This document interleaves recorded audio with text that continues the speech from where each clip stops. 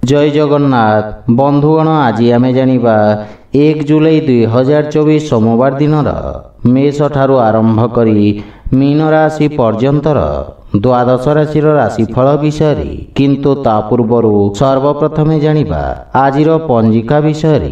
आज होची 1 जुलाई 2024 सोमवार आषाढ़ कृष्ण पक्ष दशमी मिथुन 17 दिन। आज अश्विनी नक्षत्र ओ मेष चंद्र। आजिर शुभ बेला दिवा 8 घंटा 50 मिनिट रु दिवा 10 घंटा 37 मिनिट पर्यंत।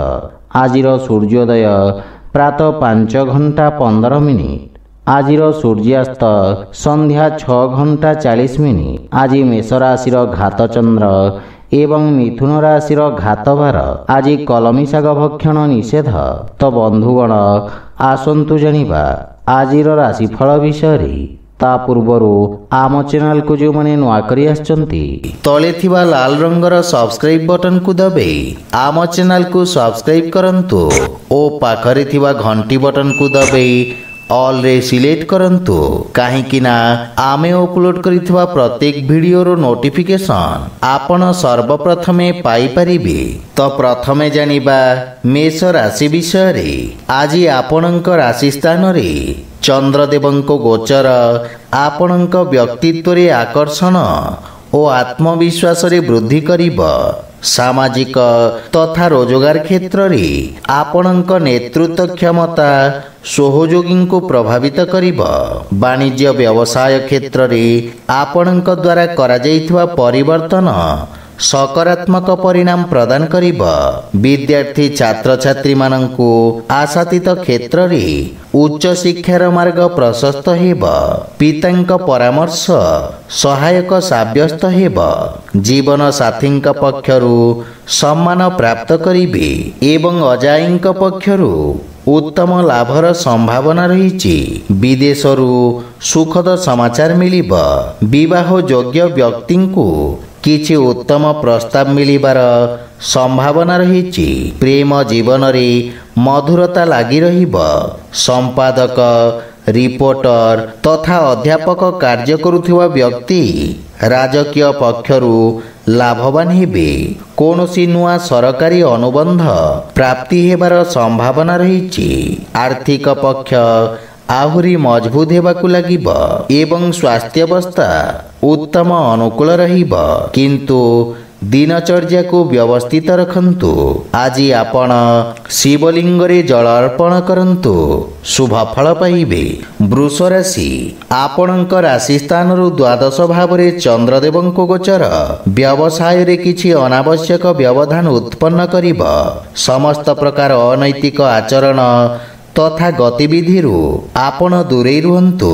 अधिकारी पक्षरु मनोमालिन्य और वाद विवादर संभावना रही। रोजगार क्षेत्र रे परिवर्तन पई समय शुभ नुहे। छात्र छात्री मानंकु निज लक्ष्य प्राप्त करिबारे अधिक परिश्रम करिबाकु पड़िब।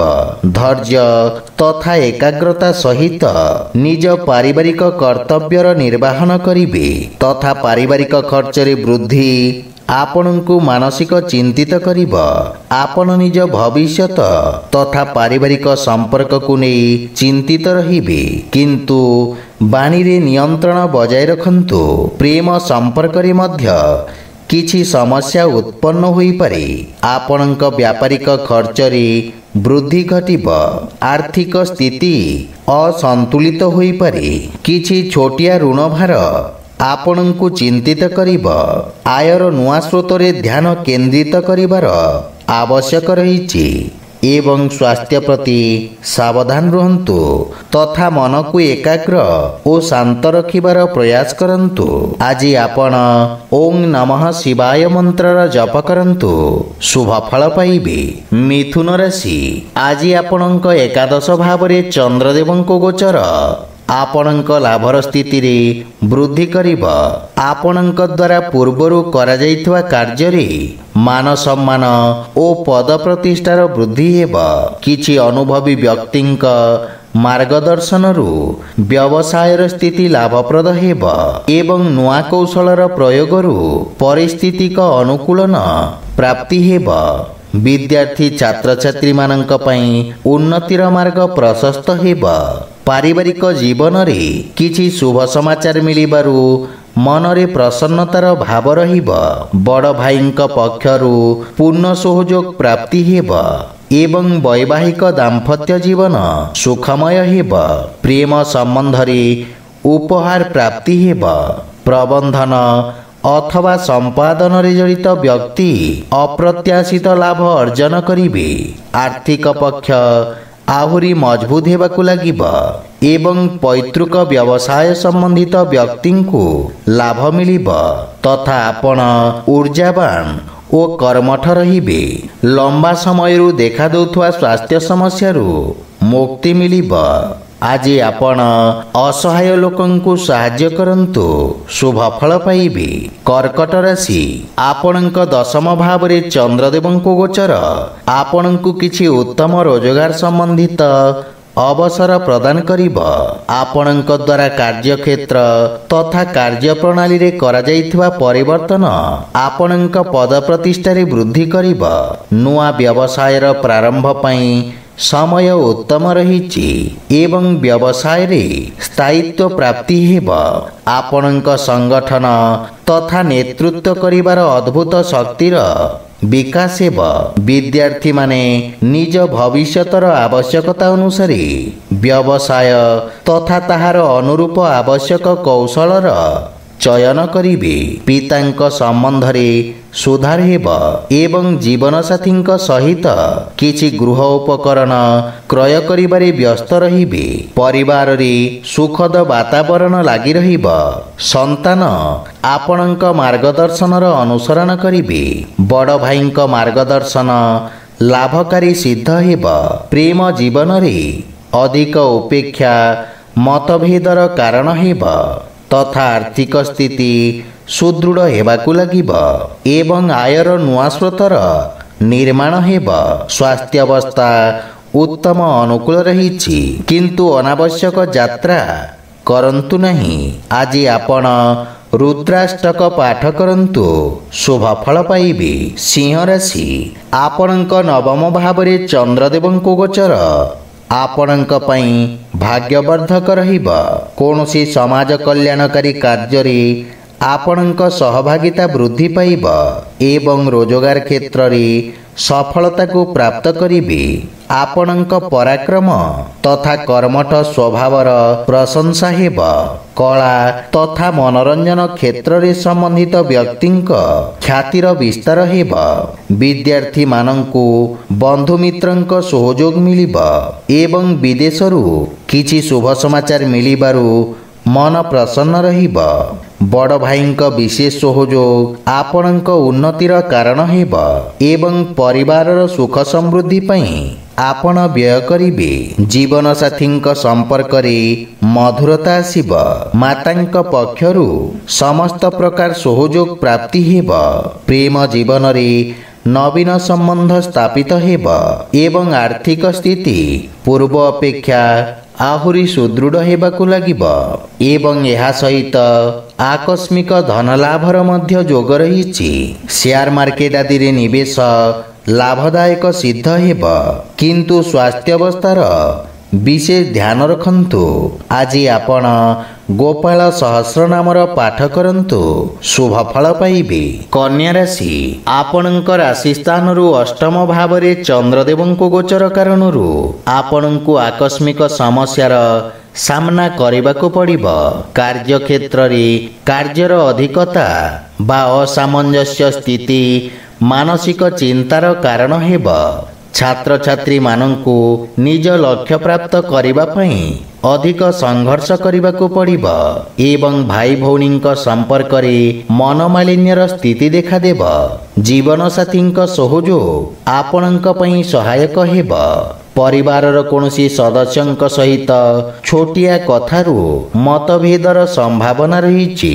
दैनिक दिनचर्या रे व्यवधान देखिबाकू मिलिब एवं प्रेम जीवन रे परस्परर भावना को ସମ୍ମାନ କରିବା ଦ୍ୱାରା ସମ୍ପର୍କରେ ଘନିଷ୍ଠତା ଆସିବ। ବ୍ୟବସାୟିକ ତଥା ରାଜକୀୟ କର ଭଳି ଖର୍ଚ୍ଚ ଆପଣଙ୍କ ଆର୍ଥିକ ସନ୍ତୁଳନକୁ ଖରାପ କରିବ। ସେଥିପାଇଁ ଅନାବଶ୍ୟକ ଆର୍ଥିକ ଦେବାନେବାରୁ ଆପଣ ଦୂରେଇ ରୁହନ୍ତୁ। ରୋଗ, ବିଷ ଏବଂ ଶତ୍ରୁଠାରୁ ସାବଧାନ ରୁହନ୍ତୁ। ଆଜି ଆପଣ ମହାମୃତ୍ୟୁଞ୍ଜୟ ମନ୍ତ୍ରର ପାଠ କରନ୍ତୁ, ଶୁଭ ଫଳ ପାଇବେ।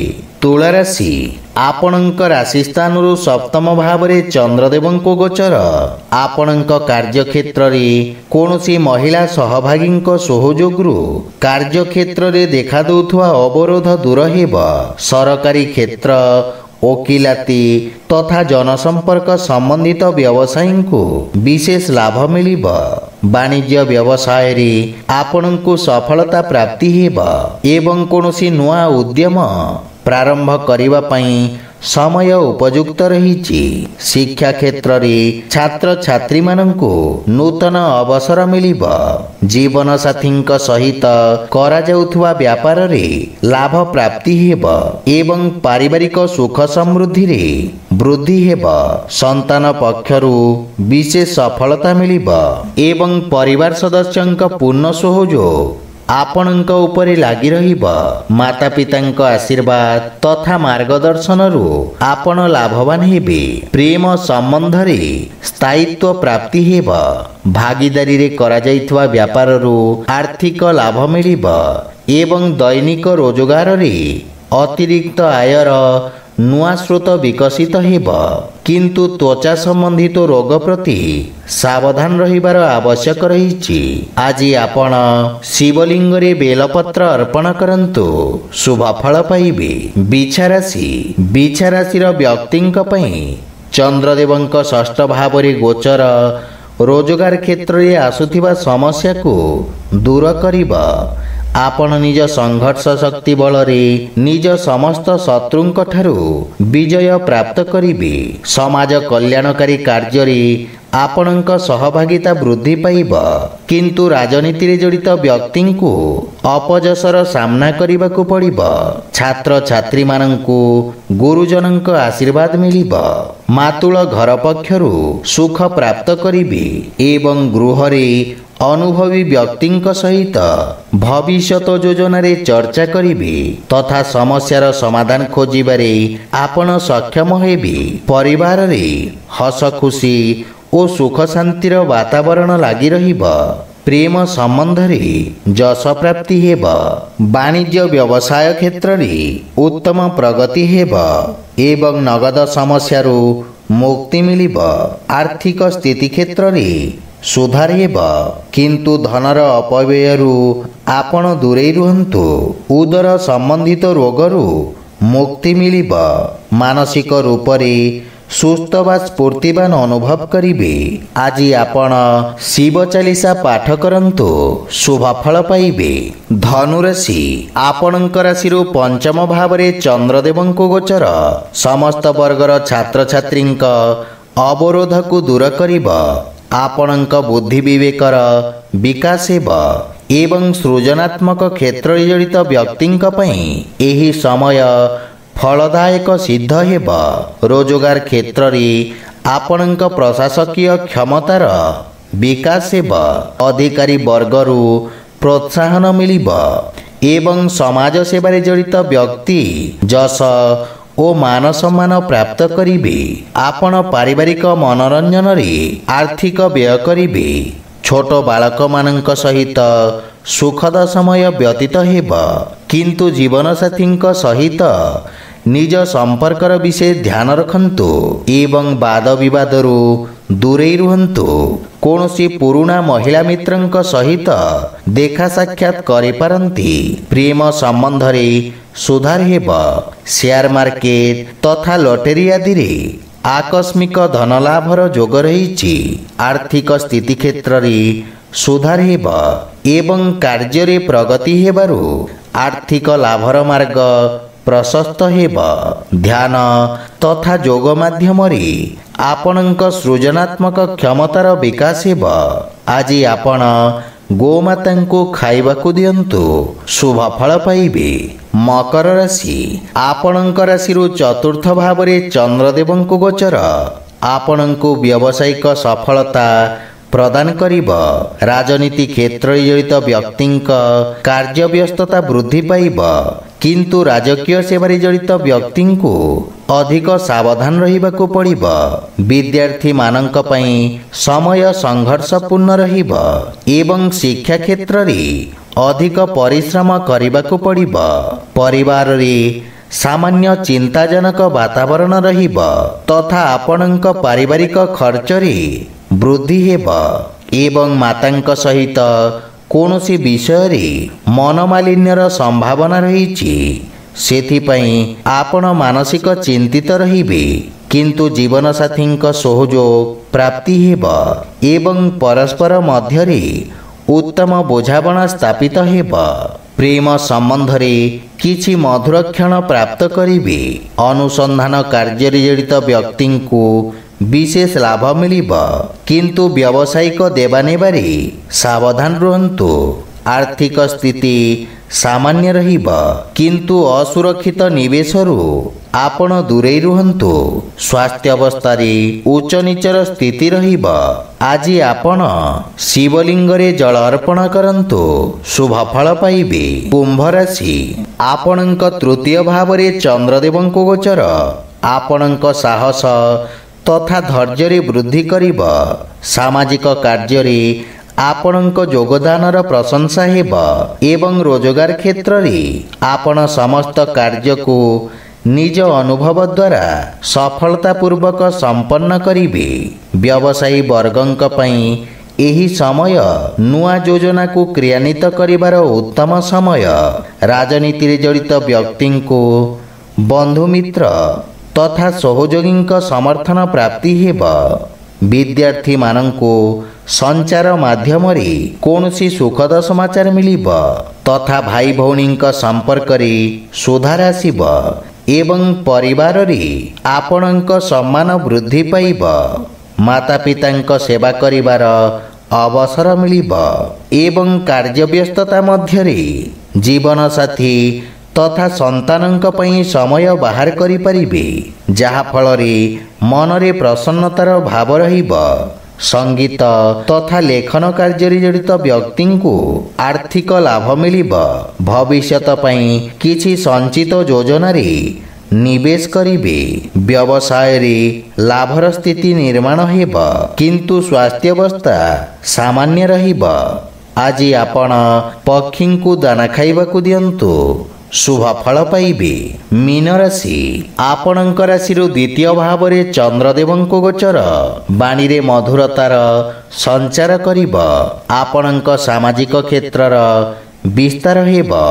କାର୍ଯ୍ୟକ୍ଷେତ୍ରରେ ସହକର୍ମୀ ଆପଣଙ୍କ କାର୍ଯ୍ୟଶୈଳୀରେ ପ୍ରଭାବିତ ହେବେ ଏବଂ ଅଧିକାରୀଙ୍କ ସମର୍ଥନ ପ୍ରାପ୍ତି ହେବ। ବ୍ୟବସାୟରେ କରାଯାଇଥିବା ପରିବର୍ତ୍ତନ ଲାଭର ସ୍ଥିତିକୁ ବିସ୍ତାର କରିବ। ଛାତ୍ରଛାତ୍ରୀମାନଙ୍କ ସ୍ମରଣ ଶକ୍ତିର ବିକାଶ ହେବ, କିନ୍ତୁ କୌଣସି ସମ୍ପର୍କୀୟ ବା ପରିଚିତ ବ୍ୟକ୍ତିଙ୍କ ସମ୍ବନ୍ଧିତ କୌଣସି ଅପ୍ରିୟ ସମାଚାର ମିଳିବାର ସମ୍ଭାବନା ରହିଛି। ଜୀବନସାଥୀଙ୍କ ସହିତ ଆପଣ ଉତ୍ତମ ସମୟ ବ୍ୟତୀତ କରିବେ। ପରିବାରରେ ପ୍ରେମ ତଥା ଉତ୍ସାହର ବାତାବରଣ ରହିବ ଏବଂ ଆପଣଙ୍କ ସୌଭାଗ୍ୟରେ ବୃଦ୍ଧି ହେବ। ପିତାଙ୍କ ସହଯୋଗ ତଥା ମାର୍ଗଦର୍ଶନରୁ ଆର୍ଥିକ ଉନ୍ନତି ହେବ, କିନ୍ତୁ ପ୍ରେମ ଜୀବନରେ କିଛି ମନମାଳିନ୍ୟର ସମ୍ଭାବନା ରହିଛି। ପତ୍ରକାରିତା ତଥା ଲେଖନ ଆଦି କ୍ଷେତ୍ରରେ ଆପଣ ସଫଳତା ତଥା ଲାଭ ପ୍ରାପ୍ତ କରିବେ ଏବଂ ଆପଣଙ୍କ ସମ୍ପତ୍ତିରେ ବୃଦ୍ଧିର ଯୋଗ ରହିଛି, କିନ୍ତୁ ଅନାବଶ୍ୟକ ଖର୍ଚ୍ଚରେ ନିୟନ୍ତ୍ରଣ ବଜାୟ ରଖନ୍ତୁ। ସ୍ୱାସ୍ଥ୍ୟାବସ୍ଥା ଉତ୍ତମ ଅନୁକୂଳ ରହିବ, କିନ୍ତୁ ଅଧିକ ବୟସ୍କ ବ୍ୟକ୍ତିଙ୍କ ସ୍ୱାସ୍ଥ୍ୟାବସ୍ଥାର ବିଶେଷ ଧ୍ୟାନ ରଖନ୍ତୁ। ଆଜି ଆପଣ ଶିବଲିଙ୍ଗରେ ବେଲପତ୍ର ଅର୍ପଣ କରନ୍ତୁ, ଶୁଭ ଫଳ ପାଇବେ। ତ ବନ୍ଧୁଗଣ, ଏହା ଥିଲା ଆଜିର ଦ୍ୱାଦଶ ରାଶିର ରାଶିଫଳ ବିଷୟରେ। ଯଦି ଭିଡ଼ିଓଟି ଆପଣମାନଙ୍କୁ ଭଲ ଲାଗିଥାଏ, ଲାଇକ୍ ସେୟାର ଓ କମେଣ୍ଟ କରି ଜଣାନ୍ତୁ ଏବଂ ଏହିପରି ନିତିଦିନ ନିଜ ରାଶିଫଳ ବିଷୟରେ ଜାଣିବା ପାଇଁ ଆମ ଚ୍ୟାନେଲକୁ ସବସ୍କ୍ରାଇବ୍ କରନ୍ତୁ ଓ ପାଖରେ ଥିବା ଘଣ୍ଟି ବଟନକୁ ଦବାଇ ଅଲ୍ରେ ସିଲେକ୍ଟ କରନ୍ତୁ। ଜୟ ଜଗନ୍ନାଥ।